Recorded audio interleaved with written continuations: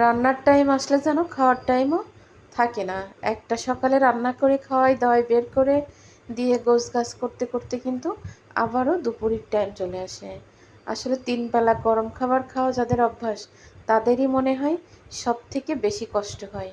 কারণ এক বেলাটা গোছগাছ করে কিন্তু যেতে যেতে অন্য বেলায় রান্না করতে হয়। তো আমারও সেম সেই অবস্থা। শুধু আমার না, প্রতিটা বোন, মা, চাচি, খালা সবারই হয়তো এই সেম অবস্থা। তো সুন্দর করে কাতলা মাছটা কষায়ে উঠায় রাখলাম। উঠায় বরবটি, সিম দিয়ে আলু দিয়ে একসাথে কষাই নিলাম। আলুটা একটু বেশিই দিছি, কারণ বরবটি, সিম আমার ২ ছেলের যেকোনো এক ছেলে খাবে না। এজন্য বরবটিটা একটু আলুটা একটু বেশি করে দিছি। মাছগুলা মশলাটা সুন্দর করে কষায় কিন্তু মাছগুলা উঠায় নিছি। কাতলা মাছ পিসগুলা একেবারে ছোটও না বড়ও না, তবে দেখতে হয়তো মনে হচ্ছে একটু ছোট ছোট। কাতলা মাছ তো এমনিতেই বড় হয়, আর একটু ফাল ফাল করে কাটলাম যে অনেক বড় হয়ে যেত এই জন্য। তো তরকারিটা কিন্তু অনেক বেশি ভালো লাগিছে। কেন ভালো লাগছে জানেন?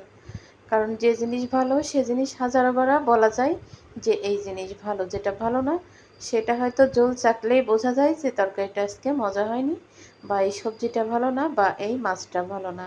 তবে তরকারি ভালো হওয়ার কারণ হচ্ছে বরবটি, সিমটা অনেক বেশি ভালো, অনেক বেশি মিষ্টি।